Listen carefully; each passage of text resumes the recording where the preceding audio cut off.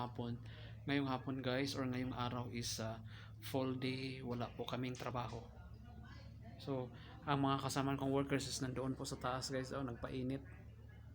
Kasi nga sa aming mga hinaing na ang aming sahod sa November is hindi pa rin namin nasahod. So hindi po kami nagtrabaho ngayong araw.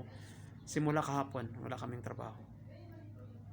So yan po guys ang ano dito, kailangan is kumilos para po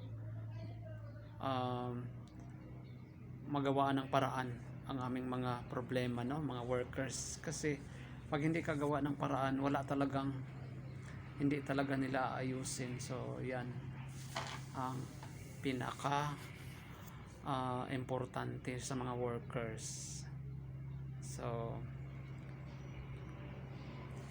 mahirap guys kasi last November pa hindi kami nagsahod.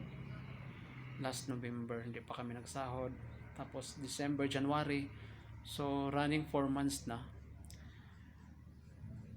May maipon ka naman na pera, pero hanggang sa pagkain lang, kasi sa loob pa naman ng 3 buwan na hindi ka magsahod. So yung iniipit-ipit mong pera, magastos mo talaga kasi pambili ng mga pagkain.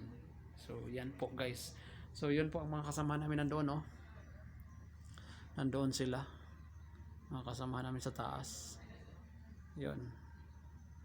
Ang iba is nasa loob, dito sa loob, nandiyan ang iba sa loob.